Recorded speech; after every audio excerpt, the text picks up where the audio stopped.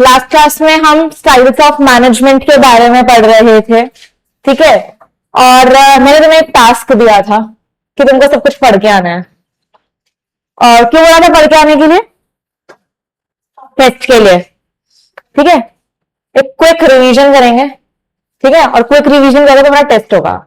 Books copies बंद, सब बंद, खोले ही मत। तो बंद करने के लिए तो खोलने में लग रही है, बंद कर दो, ठीक है।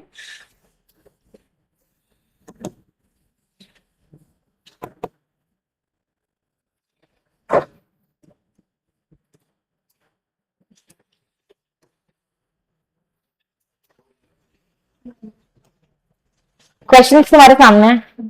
मैंने बोला था पर्टिकुलरली एक एक से टेस्ट ले लेंगे, चलो वो तुम्हें छोड़ते हैं आज, ठीक है। आज तुम्हें थोड़ा इजी करता है, तुम कॉमनली आंसर कर सकते हो, okay.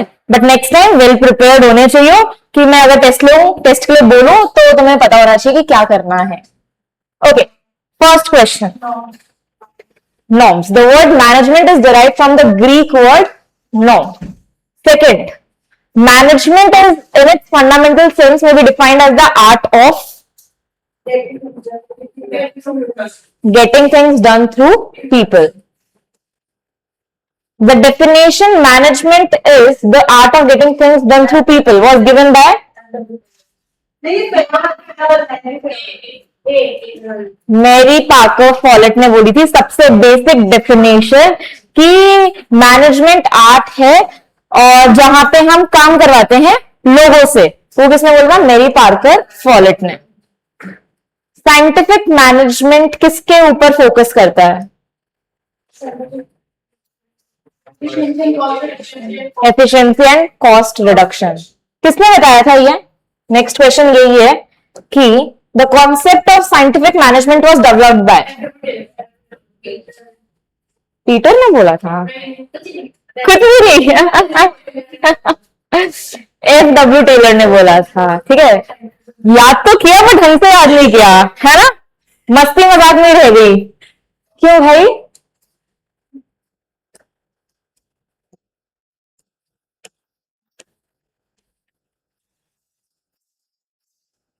The statement to manage is to forecast and plan to organize to command to coordinate and to control was given by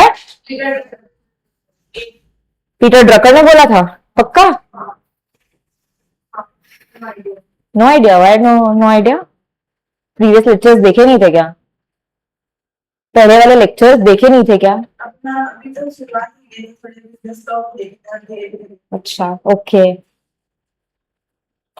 तुम तो आई थी ए, पक्का? यार next, according to Peter Drucker management is,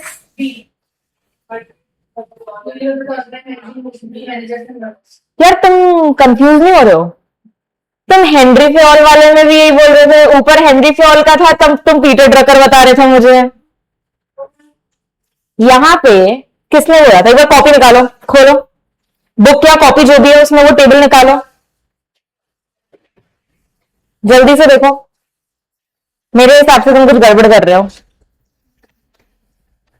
जल्दी जल्दी जल्दी खोलो। क्या हुआ? ठीक है, जो एडमिनिस्ट्रेटिव चीजें बताई थी वो किसने बताई थी? हेनरी फ्योल ने बताई थी। और पीटर ड्रकर ने बोला था कि बिजनेस में सिर्फ बिजनेस को मैनेज नहीं करना है, बिजनेस को करना है, वर्कर्स को करना है, मैनेजर को करना है और वर्क को करना है, ठीक है। तो इसका आंसर क्या है? Henry Fayol. और इसका क्या है? ये है, ठीक है। आया समझ में? तुम खुद की बात में खुद ही कंफ्यूज हो गए। तुम पहले वाले में बोल रहे हो पीटर ड्रकर और दूसरे वाले बोल रहे हो कि मल्टीपर्पज ऑर्गन है, ठीक है। 8th question, primary purpose of organization such as business and institution is to, कोई भी काम क्यों करेगा? पैसा। और पैसा कहां से आता है? वेल्थ। तो मतलब to create wealth. In ancient societies management was closely linked with, किससे लिंक्ड थी? बी, गवर्नेंस, मिलिट्री स्ट्रैटेजी और इंफ्रास्ट्रक्चर प्रोजेक्ट। मैनेजमेंट करना ही नहीं का पड़ता था, कैसे हमारी आसपास की जो भी गवर्नमेंट है, मतलब हमारा जो पूरा रीजन उसको गवर्न करना है। दूसरा, मिलिट्री को ध्यान रखना पड़ता था क्योंकि हर जगह कहीं ना कहीं वॉर्स चल रही होती थी, बैटल्स होती थी। और तीसरा, जो भी इंफ्रास्ट्रक्चर प्रोजेक्ट्स होते थे, मतलब बिल्डिंग्स बनवानी है, रोड्स बनवानी है, या वेल्स बनवाने हैं, पॉन्ड्स बनवाने हैं, तो उनके बारे में चलता था। Next, the most authoritative ancient text on administration is अर्थशास्त्र। अर्थशास्त्र लिखी किसने थी? चाणक्य या कौटिल्य।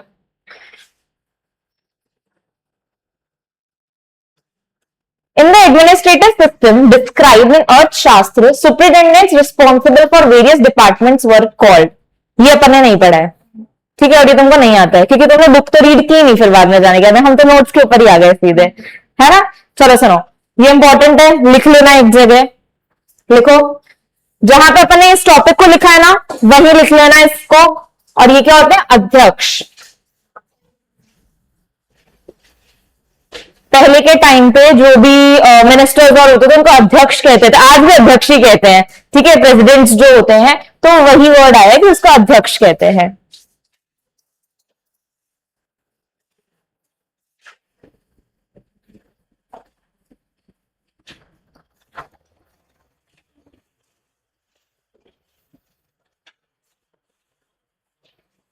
कौन से स्कूल से थी तुम? अच्छा, ओके। तो अभी यहाँ पे पीजी, तुम्हारा कौन सा स्कूल था?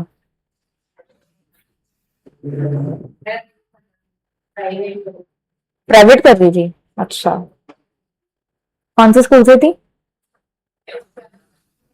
CBSE ICSE? इसी साल पास आउट हो या फिर लास्ट पिछले साल हो गया था? और अंशु तुम्हारा कहाँ से? अच्छा, okay. Fine.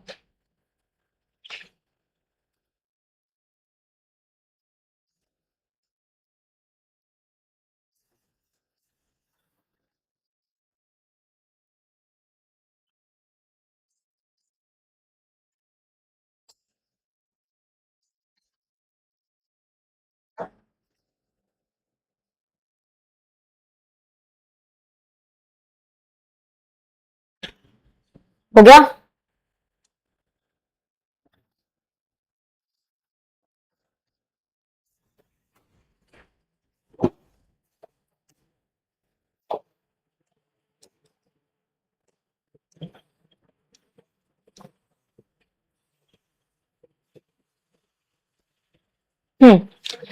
Ancient administrative systems recognize principles such as specialization, hierarchy and और क्या होता था?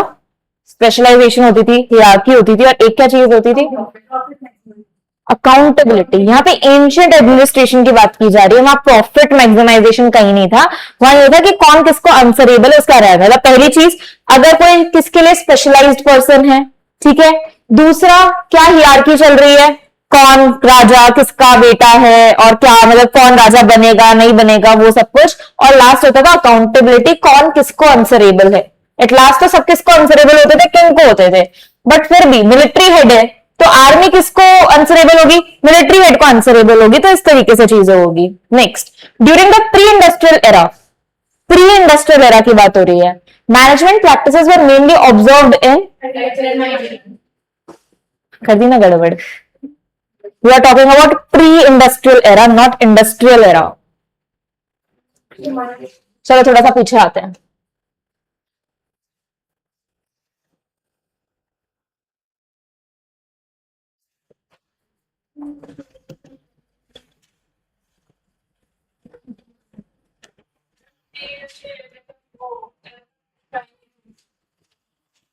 पर मैंने पढ़ाया जरूर था मैम। ये देखो, प्री इंडस्ट्रियल एरा में मिलिट्री और चर्च के बारे में बात करते हैं, ठीक है। मैंने ये बोला था सिर्फ इतना से याद रखना ना कि मिलिट्री और चर्च क्या है, तो उसके अलावा तुमसे एज सच कुछ नहीं पूछेंगे। या फिर ये एक लास्ट वाली लाइन मैंने इंपॉर्टेंट मार्क कर रही थी तुमको, ठीक है, कि गिल्ड सिस्टम और मर्केंटाइल सिस्टम होता था यूरोप के अंदर, जहां पे क्वालिटी कंट्रोल पे, अप्रेंटिस ट्रेनिंग पे और स्टैंडर्डाइज प्रोडक्शन प्रोसेस के ऊपर बात करते थे। ठीक है, ये बुक से लाइन कर रही थी कि ये बुक में से लाइन तुम्हें देखनी है एज इट इज।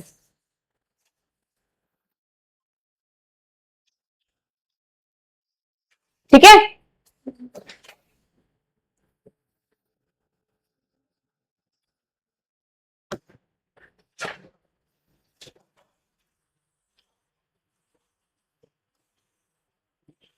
तो 14th का आंसर क्या हो जाएगा? Military and church. Next, the Roman Catholic church developed an administrative structure characterized bye,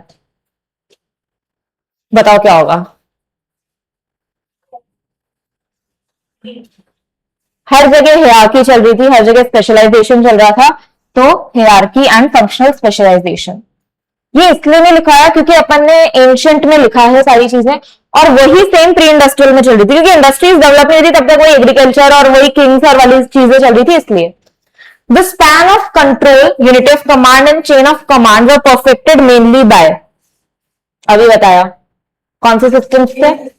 guild system और मर्केंटाइल सिस्टम। तो यहां पे गिल्ड सिस्टम हमारे पास ऑप्शन में है, तो आंसर क्या हो जाएगा? Guild system. नेक्स्ट बताओ, the guild system in Europe introduce early forms of mass production,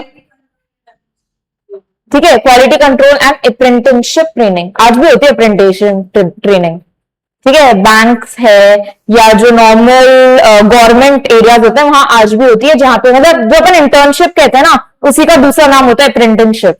ठीक है, और वो आज भी होती है प्रॉपर तरीके से।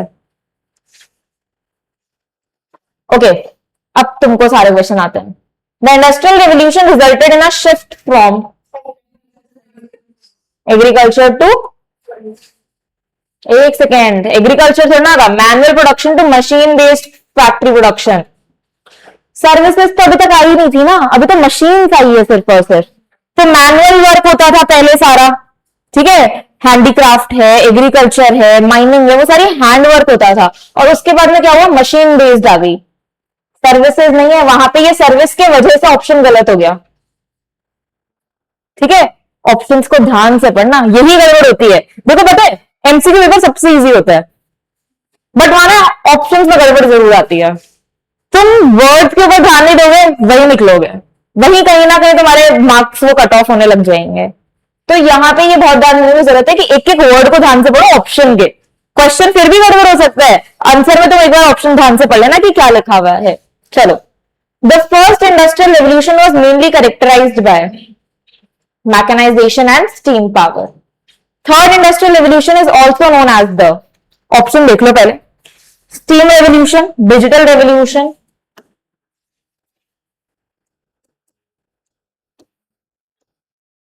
मैकेनिकल रेवोल्यूशन या टेक्सटाइल रेवोल्यूशन। ओके, क्या क्या हुआ था? थर्ड इंडस्ट्रियल रेवोल्यूशन है कंप्यूटर एंड इलेक्ट्रॉनिक्स, तो फिर मैकेनिकल कैसे हुआ? मैकेनिकल तो वो होगा ना जो मशीन वाला हुआ, तो डिजिटल रेवोल्यूशन होगा। पहली बार किसी ने देखा था कि कंप्यूटर ऐसा कुछ होता है जहां पे बहुत चीजें जल्दी जल्दी हो पा रही है। डिजिटल एरा में हम एंटर कर रहे थे उस टाइम पे, तो वो क्या होता है? Digital revolution. अच्छा, तुमको पता है अपन क्वांटम कंप्यूटर्स की बात कर रहे थे ना, इंडिया का पहला क्वांटम कंप्यूटर कल ही डेवलप हुआ है। मैं देख के भी आई थी, मैं उसका नाम रिकॉग्नाइज नहीं कर पा रही हूँ एग्जैक्ट, ठीक है, ए से नाम था उसका कुछ, अमरावती या नहीं, अमरावती नहीं है, कुछ ऐसा सा ही नाम है, ठीक है, और कल ही पहला कंप्यूटर डेवलप हुआ है। मतलब अभी डेवलप होना शुरू हुआ है, तो जब तक पूरा प्रॉपर डेवलप नहीं हो जाएगा उसके अंदर शुरू हो जाएगा, बाहर की कंट्रीज में हो चुका है, तो मतलब क्वांटम कंप्यूटिंग आ चुकी है, और वो बता रहे हैं इतनी फास्ट कैलकुलेशन कर सकते हैं कि अपन सोच भी नहीं सकते। ठीक है, तुमने पढ़ा होगा, अगर कोई मैथ स्टूडेंट था, वैसे नहीं होगा मुझे पता है, ठीक है, सीएस में आते ही नहीं है, बट अगर फिर भी होगा तो तुमने, और अगर कंप्यूटर्स था तो बाइनरी नंबर सुने होंगे, 0 एंड 1, ठीक है। अब वो 0 एंड 1 पे काम नहीं करता, वो 0 और 1 के एक साथ काम करता है। पहले अलग अलग होता था, 0 की वैल्यू अलग होती थी, 1 की वैल्यू अलग होती थी, अब 0 1 कंबाइन करके फिर काम कर रहा है वो। ठीक है, वो नाम मैं तुमको एग्जैक्ट बता दूंगी कल की क्लास में कि क्या नाम है। कहीं ना कहीं मैनेजमेंट में क्योंकि क्वांटम कंप्यूटिंग है, तो क्वेश्चन आ सकता है उठ के। कुछ ना कुछ करंट में पूछ लेते हैं वो लोग, कहीं ना कहीं से उठा के नया जो चीज आती है डेवलप हुई होती है वो पूछ लेते हैं। तो वो मैं एग्जैक्ट तुमको नाम बताऊंगी, तुमको वो लर्न ही करना है, क्योंकि फर्स्ट कंप्यूटर डेवलप हुआ है तो याद तो करना पड़ेगा। ओके चलो,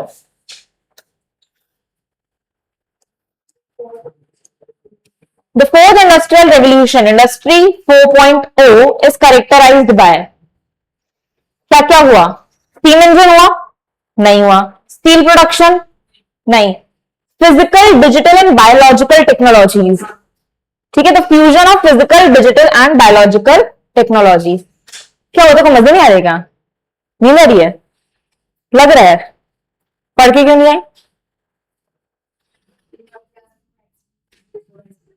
अच्छा,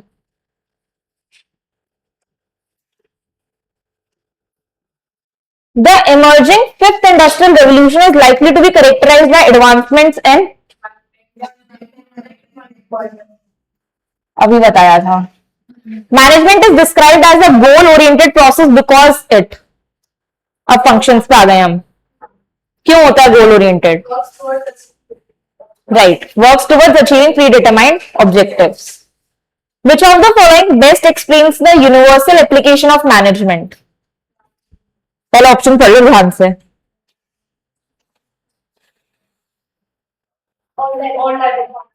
देखो, यूनिवर्सलाइजेशन मतलब हर जगह यूज होना। यहां क्या बोला है, लार्ज ऑर्गेनाइजेशन में, ठीक है, लार्ज ऑर्गेनाइजेशन नहीं, हर जगह चाहिए। प्रॉफिट ऑर्गेनाइजेशन ऐसा भी नहीं है, एनजीओ में भी चाहिए। ऑल टाइप ऑफ ऑर्गेनाइजेशन हो सकता है, और सिर्फ गवर्नमेंट ऑर्गेनाइजेशन, तो ये तो तीनों ही ऑप्शन कैंसिल आउट हो गए। ठीक है, आज का last question, management hierarchy refers to the presence of management at top, middle and supervisory level. ठीक है, रिवाइज हो गया यहां तक का तो सारा। आज मॉड्यूल मिल गया क्या तुमको इसका? नहीं मिला, ठीक है, हो सकता है कल मिल जाएगा,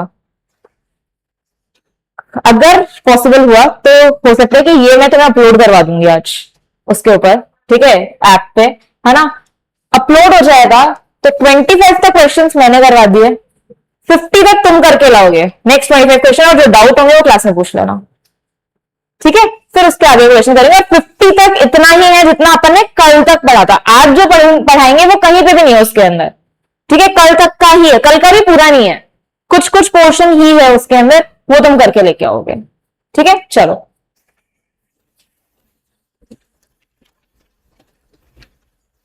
कल लास्ट कौन सा मैनेजमेंट पढ़ा था? डेमोक्रेटिक मैनेजमेंट पढ़ा था हमने लास्ट। आज हम नेक्स्ट पढ़ेंगे, दैट इज कंसल्टेटिव। कंसल्ट का मतलब क्या होता है?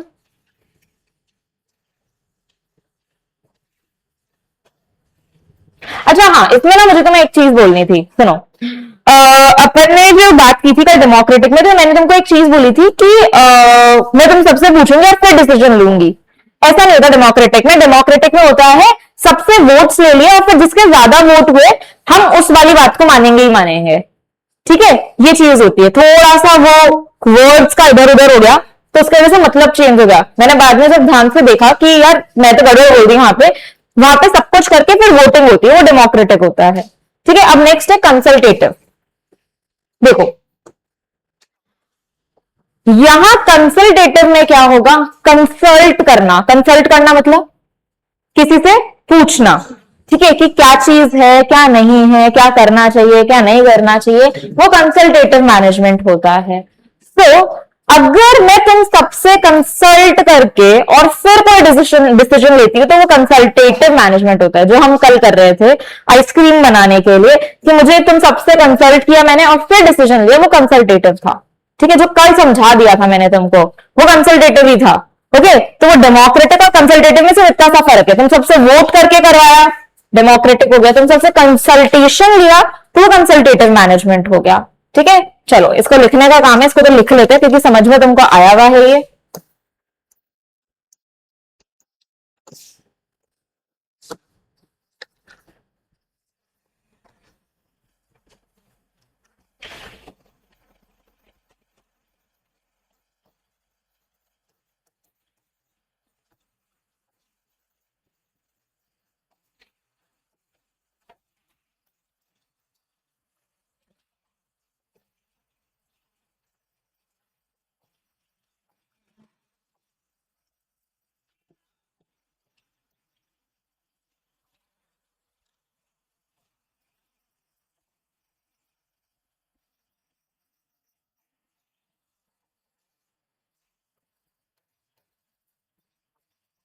Where manager seeks employees input but takes final decision.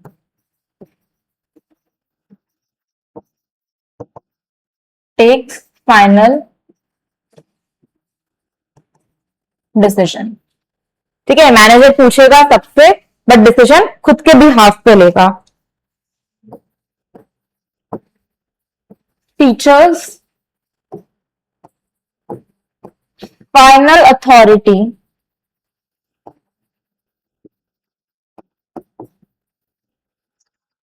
with manager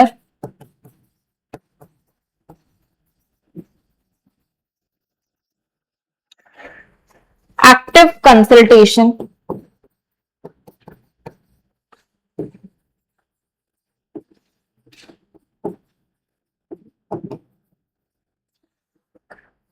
two-way communication.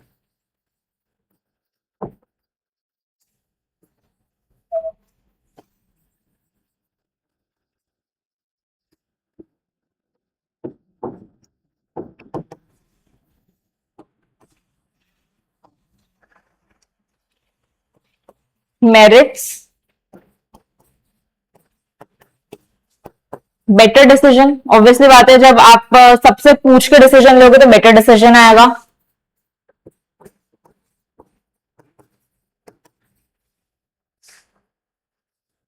Employ motivation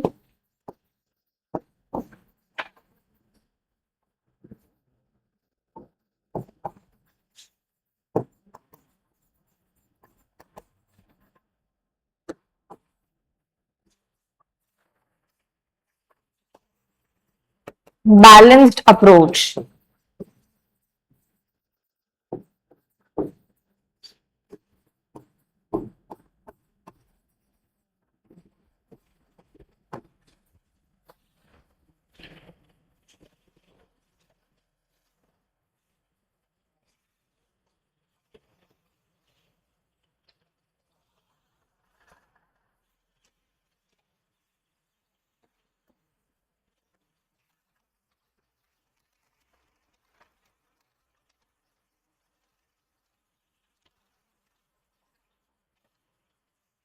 demerits क्या हो सकते हैं?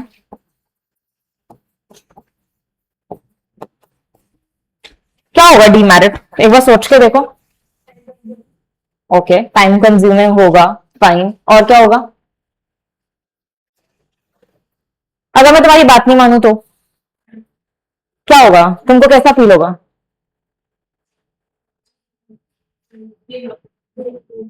डीमोटिवेटेड. हाँ, ऑफ कोर्स पार्शियलिटी हो सकती है, फ्रस्ट्रेशन हो सकती है. ठीक है, मैं तुमसे रोज आके क्लास में पूछू, बच्चा मैं ना तुमको कौन सा चैप्टर पढ़ाती हूँ, ठीक है, कौन सा, मैं तुमसे पूछ रही हूँ कि मैं तुम्हें कौन सा चैप्टर पढ़ाऊं आज.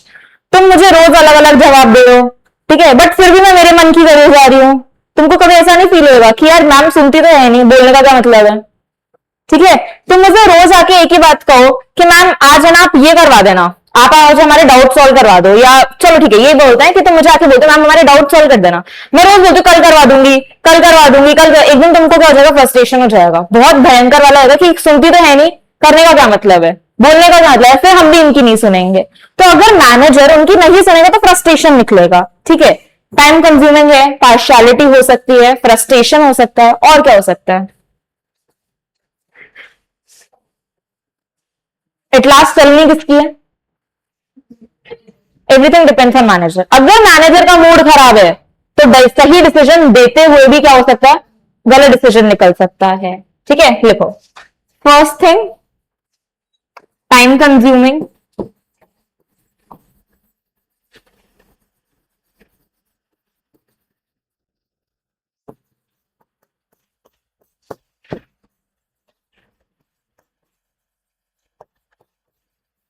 Partiality between employees. Frustration.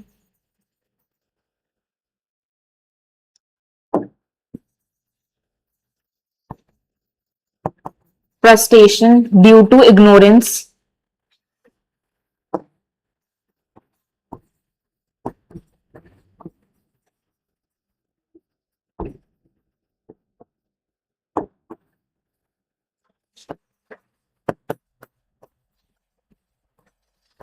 decision dependent on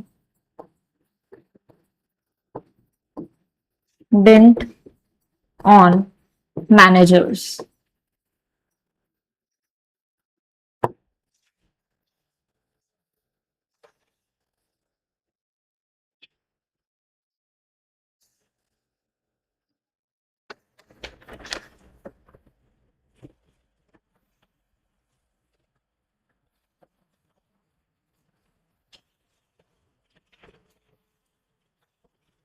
लिख लिया? चलो, नेक्स्ट है ट्रांसफॉर्मेशनल मैनेजमेंट।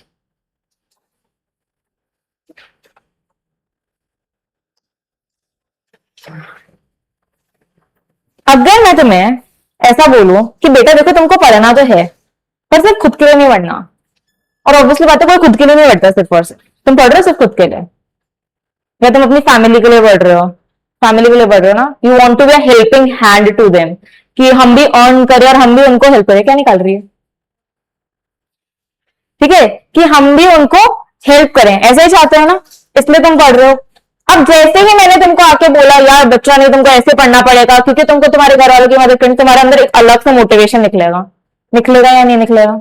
ठीक है, जब भी फैमिली की बात आ जाती है, मतलब पर्सनल इंटरेस्ट से हटा के तुमको कोई भी इंटरेस्ट बता दूंगी ना, तुम्हारे दिमाग में खुद ही आ जाएगा, क्योंकि हम दूसरे के बारे में कभी कभी बहुत ज्यादा सोचते हैं। ठीक है, खुद के लिए तो अर्न करना ही पड़ेगा ना। You are earning a lifestyle right now because of your parents, but after a time तुमको वो लाइफ स्टाइल खुद के भी हाथ में भी तो चाहिएगी, है ना? कोई नहीं चाहता, स्पेशली फॉर गर्ल्स, आजकल सब चाहते हैं कि वो इंडिपेंडेंट बने, है ना? हम ये नहीं चाहते कि हम जाके बोले यार हमें पैसे चाहिए, हम चाहते हैं हमारे पास हो, हम खुद के खर्चे खुद करें। और मेल्स को तो अर्न करना ही करना है, बिना मेल्स के अर्न करे तो काम ही नहीं चल सकता, because they have to earn, उनको अपनी फैमिली रन करनी। एक बार के लिए फीमेल नहीं करेगी चल जाएगा, मेल नहीं करेगा तो नहीं चल सकता। ठीक है, और at the end of point कहूं तो फीमेल्स के लिए आजकल बहुत ज्यादा नेसेसरी है, बिकॉज इतने खर्चे हो चुके हैं, आपको करना ही पड़ेगा। तो यहां पे जैसे मैंने तुमको मोटिवेट किया, तुम डबल का मतलब मोटिवेशन से काम करने लग गए। This is the next type of management, जहां मैनेजर सेल्फ इंटरेस्ट को हटा के एम्प्लॉयज को कुछ ऐसा मोटिवेशन देगा कि वो नेक्स्ट लेवल पे काम करने लगे, एक बहुत अच्छे लेवल पे काम करने लग जाएंगे। That is transformational management. Okay, चलो लिखते हैं।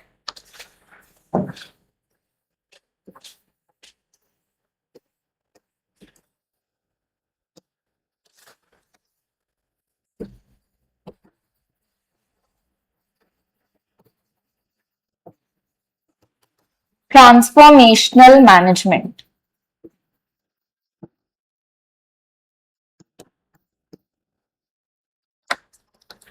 Where the leader inspires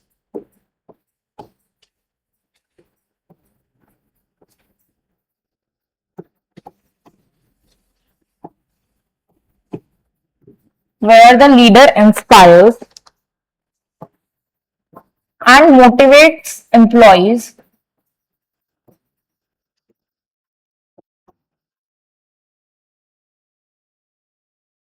motivates employees to achieve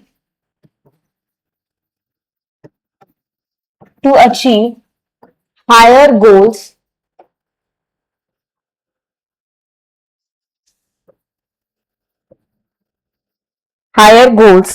and bring change.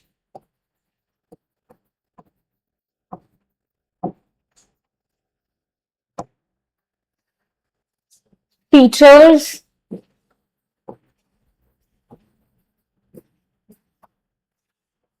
पहला इसका फीचर है कि ये एक लीडरशिप प्रोवाइड कर रहा है। कैसी लीडरशिप प्रोवाइड कर रहा है? Visionary leadership. आपको एक विजन प्रोवाइड कर रहा है कि आपको क्या काम क्यों करना है। सो पहला फीचर क्या है? Visionary leadership.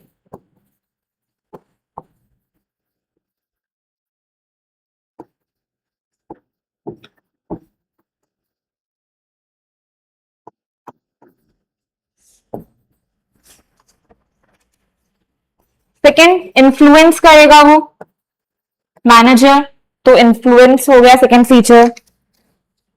इनोवेशन एनकरेज होगा, बहुत अच्छे से काम करने लग जाएंगे तो encourages innovation.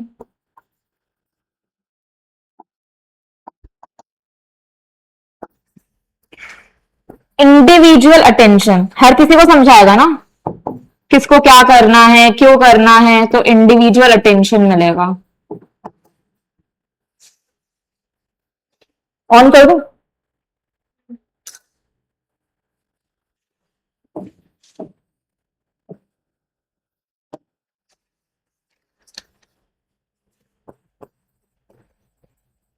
अब है मेरिट्स.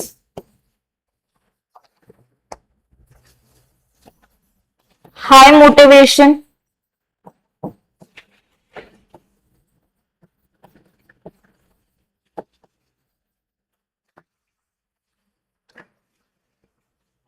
innovation,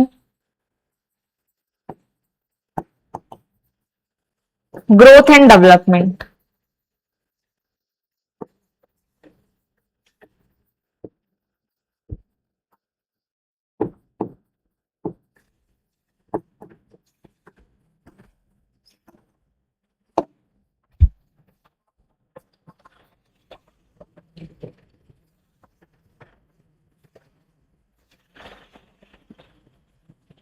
डीमेरिट्स क्या हो सकता है? राइट, ओवर कॉन्फिडेंस आ सकता है. ओके, और हर टाइम वर्क करेगा क्या? मैं तुमको हर बार आके एक ही बात बोलती जाऊं, चलता रहेगा? है क्या है मैम, तो हर बार आके एक बात बोल देती है, फैमिली के लिए कमाना है, फैमिली के लिए कमाना है. अरे यार ठीक है ना, हमको पता है. स्टेबल नहीं है. ठीक है, स्टेबल नहीं है. तीसरी चीज, मैनेजर पे एम्प्लॉयज डिपेंडेंट हो जाएंगे. है ना, मैनेजर्स पे एम्प्लॉयज डिपेंडेंट हो जाएंगे. मैनेजर छोड़ के गए, सब कुछ खत्म. ठीक है, मैनेजर ने तो सब कुछ करवा रखा था, तो वो फर्म के लिए तो खराब हो गया. ओके, लिखो डीमेरिट्स.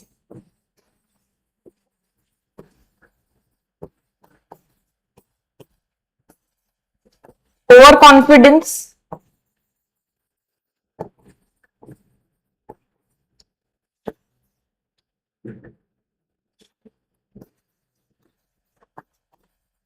dependent on manager,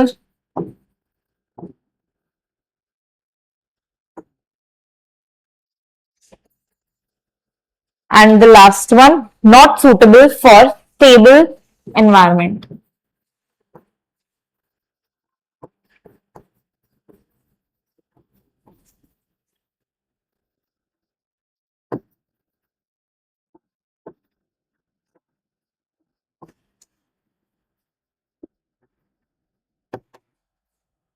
तुम्हें अभी ज्यादा मोटिवेशन है या जब तुम्हारे एग्जाम्स आने वाले होते तब ज्यादा मोटिवेशन होता है?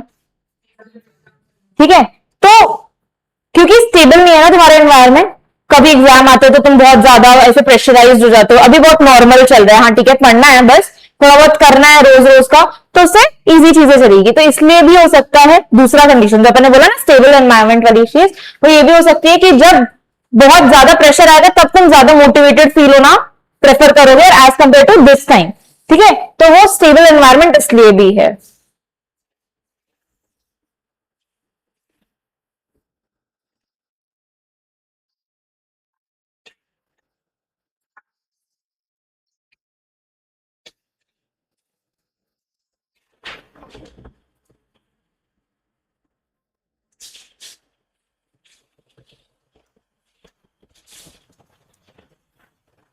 हो गया?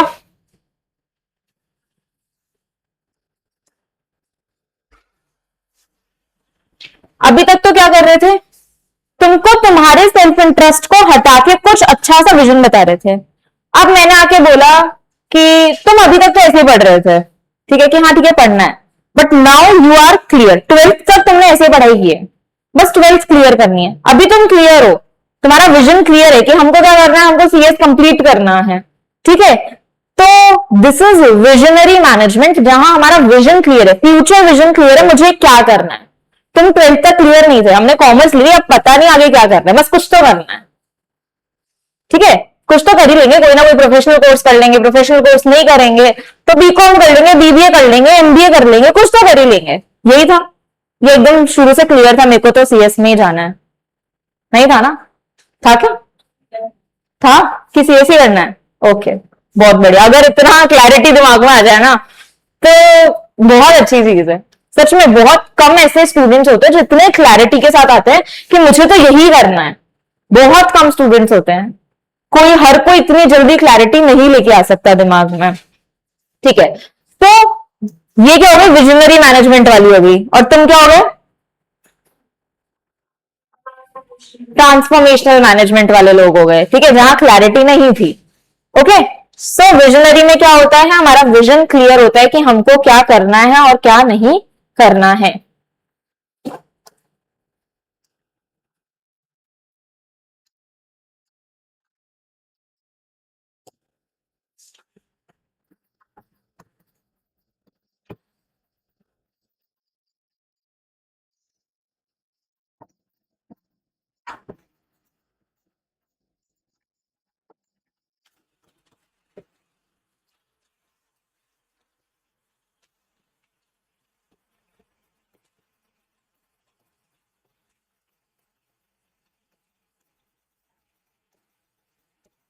It is the style where the leader inspires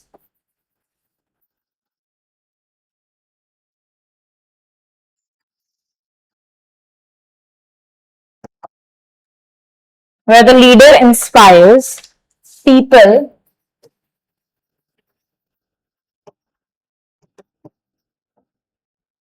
with a clear future vision. Clear future vision.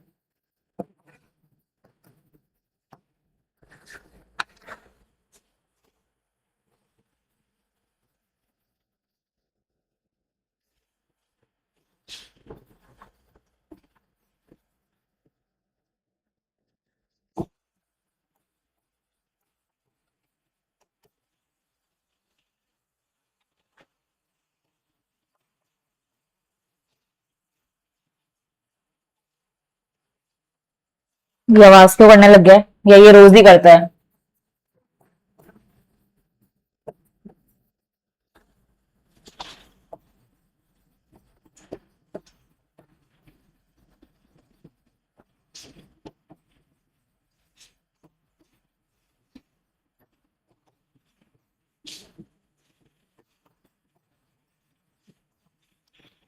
मतलब जो मैनेजर है वो तो डिसाइड करेगा व्हाट, क्या करना है, और एम्प्लॉयज क्या करेंगे, वो ये सोचेंगे कि how to achieve that. Okay, मुझे पता क्या लग रहा है कि मुझे तुम्हें एक डिफरेंस टेबल तो देनी पड़ेगी सबके बीच में जितने भी हैं, क्योंकि वरना तुम कंफ्यूज हो जाओगे। अभी अगर मैं पीछे वाले पूछे तो तुम कंफ्यूज हो मिलोगे किसके अंदर क्या पड़ा था, है ना। ठीक है, ऑटोक्रेटिक से शुरू करके यहां तक लाऊंगे तुम कंफ्यूज हो जाओगे किस वाले में क्या क्या था। एक प्रॉपर डिफरेंस टेबल तो बनवानी पड़ेगी, नहीं तो तुम वहां पेपर का कबाड़े कर दोगे। अभी तो क्योंकि एक ही चैप्टर है, वहां तो 4 चैप्टर हो जाएंगे एक साथ में।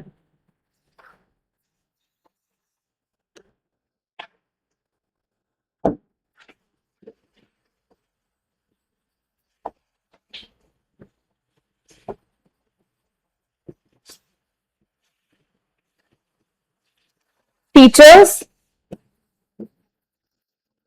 inspiring future vision,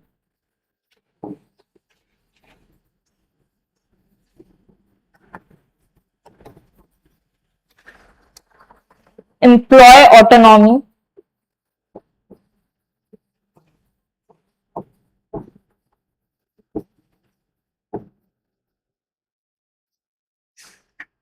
innovation and risk taking,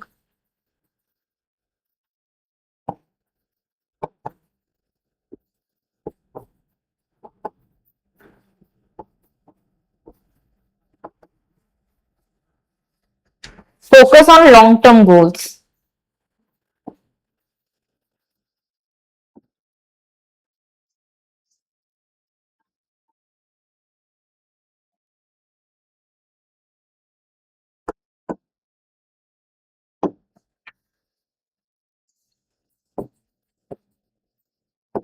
merits, strong innovation होगी, क्योंकि विजन भी क्लियर है और बात भी हम सारी एम्प्लॉयज से कर रहे हैं, तो स्ट्रॉन्ग इनोवेशन तो हो ही जाएगा।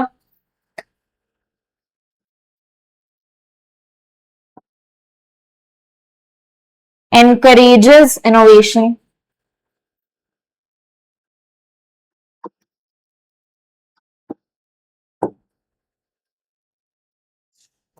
क्योंकि एम्प्लॉयज को फ्रीडम मिल रही है तो वो न्यू आइडियाज बहुत अच्छे से लाके देंगे.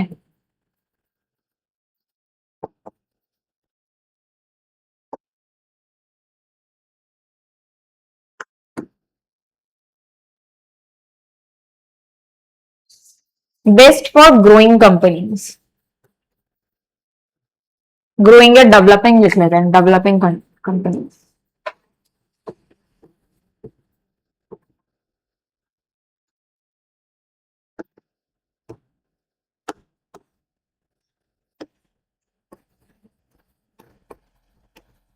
डीमेरिट्स की बात करते हैं. Lack of practical steps.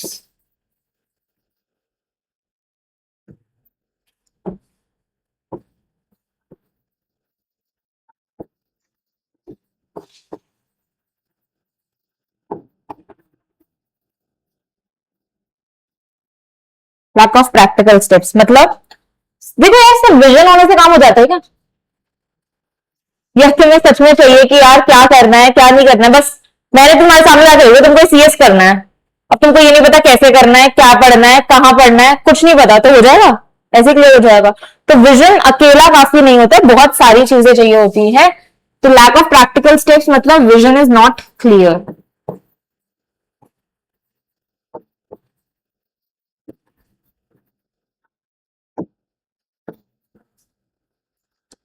Confusion हो सकता है, किसी के लिए कुछ हो सकता है विजन का मतलब, किसी के लिए कुछ हो सकता है.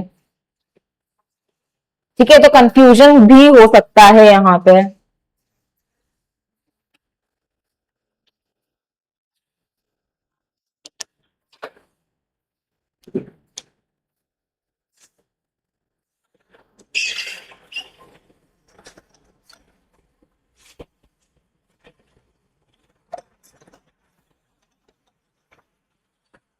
हंस क्यों रही थी?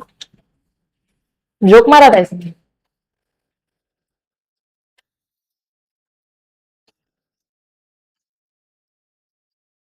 लिख लिया? नींद आने लग गई ना? थक गई, नींद आने लग गई.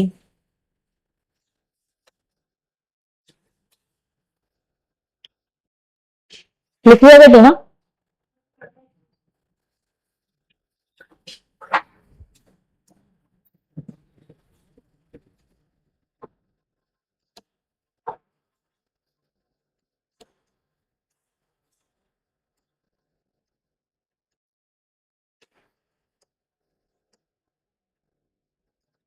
सबसे पहले कौन सा टाइप ऑफ मैनेजमेंट पढ़ा हमने? ऑटोक्रेटिक. उसके बाद में पर्सुएसिव पढ़ा. फिर हमने कौन सा मैनेजमेंट पढ़ा? पैटर्नलिस्टिक. फिर डेमोक्रेटिक. उसके बाद में हमने आज से पढ़ना जो शुरू किया, कौन सा पढ़ा? कंसल्टेटिव. फिर और उसके बाद में ओके. अब नेक्स्ट जो हम पढ़ेंगे दैट इज कोचिंग मैनेजमेंट. ठीक है. हंस रही है वो? क्यों भाई, हंसने की क्या जरूरत है? ठीक है, कोचिंग मैनेजमेंट. फिर उसके बाद में शायद दो पार्ट्स और बचे हैं and your chapter will be completed. एक तो क्या? हाँ, लेजिस फ्री होगा. बस तीन ही बचे हैं और फिर ओवर, मतलब कल अपना चैप्टर कंप्लीट हो जाएगा ये. अभी तो है 10 मिनट है, एक करवाऊंगी. ठीक है, उसके बाद में देखते हैं. 9 मिनट है अभी एग्जैक्ट अपने पास में. नहीं नहीं नहीं नहीं नहीं, मैं बोल रही हूँ कल चैप्टर कंप्लीट करवा दूंगी ऐसा. अभी एक तो और करवा के जाऊंगी. फ्री थोड़ा छोड़ दूंगी तुमको लगता है फ्री छोड़ दूंगी? अच्छी हूं पर इतनी भी नहीं हूं.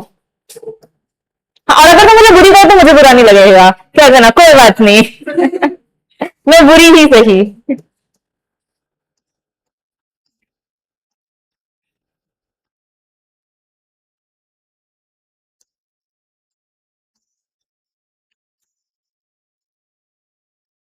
तुम कोचिंग क्यों आते हो? पढ़ने? अच्छा, और पढ़ तो तुम घर पे भी सकते हो यार, गोल अचीव करने के लिए। और सोचते रहो क्या क्या क्या करना आता है यहाँ पे, क्यों कर, क्या क्यों आ रहे हो? क्या? कॉन्सेप्ट क्लियर करने के लिए, ठीक है। और मोटिवेट होने के लिए, कॉन्फिडेंट होने के लिए, और इसको हंसी क्यों आती है? हंसी क्यों आती है?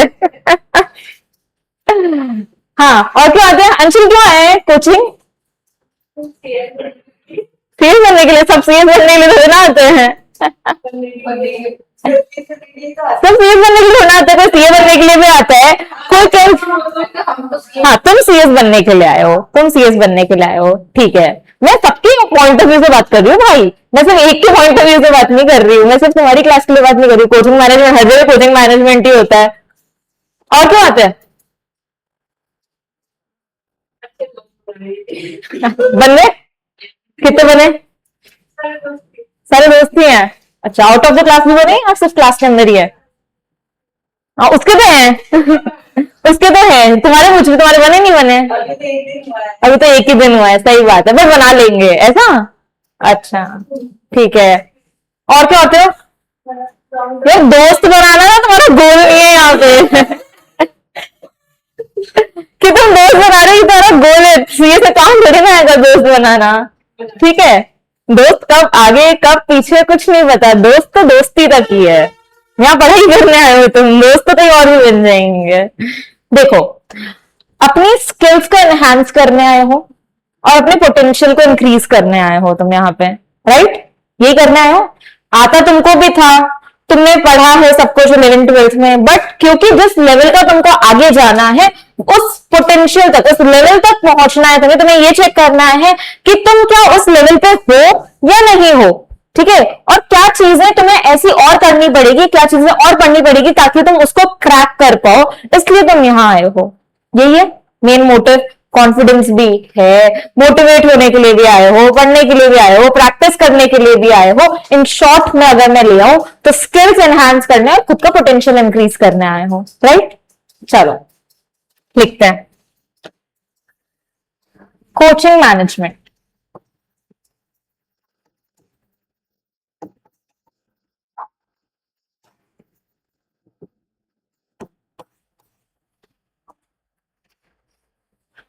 Management style, management style where the manager focuses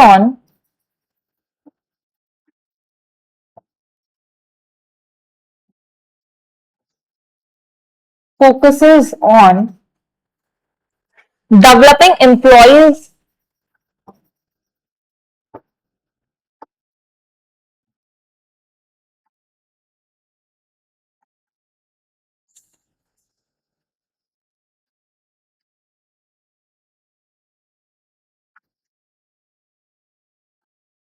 skills and potential।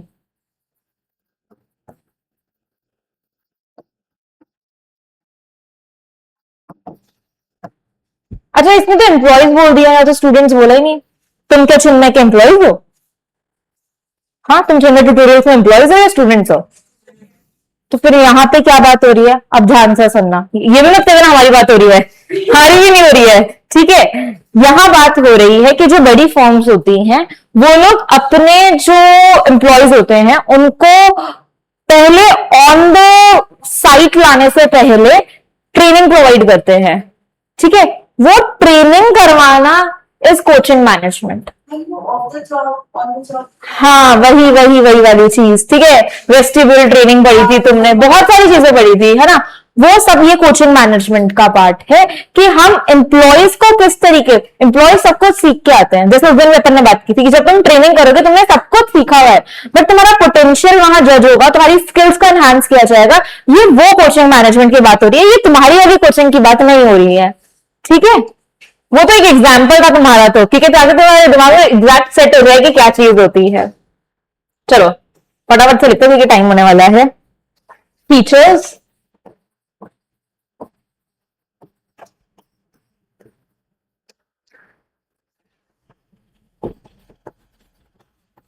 Guided problem solving,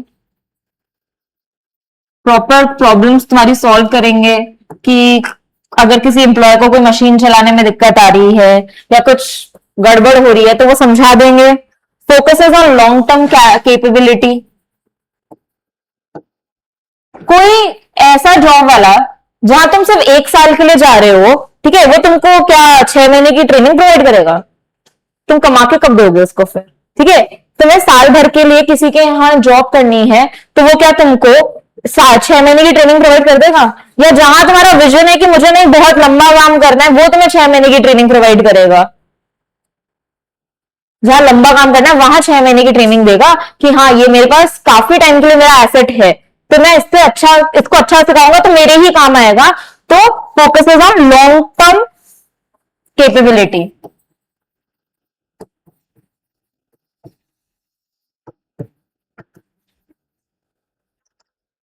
continuous feedback, साथ साथ में पता चलता जाएगा कि काम सच में बहुत अच्छा हो भी रहा है या नहीं हो रहा है। एम्प्लॉयर हाथों हाथ बताएगा ना कि उसको समझ में आया या नहीं आया, तो कंटिन्यूस फीडबैक। Next, merits.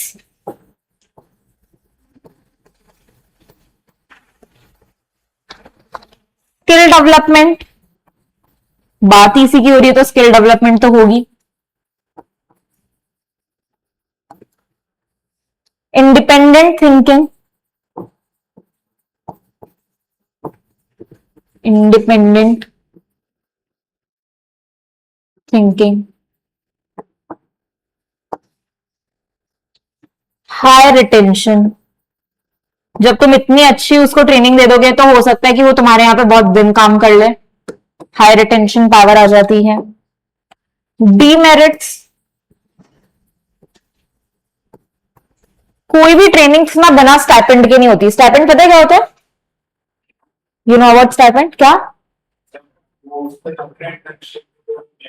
हाँ एग्जैक्टली, सैलरी नहीं मिलती है बट जो उस टाइम पे हमें रुपीज मिलते हैं, ठीक है, जो कैश मिलता है उसको स्टाइपेंड कहते हैं। क्या हो गया? कोई दिख रहा है क्या? हाँ अच्छा, हाँ वो सर और घूम रहे बाहर, तो वो स्टाइपेंड पे करना होता है।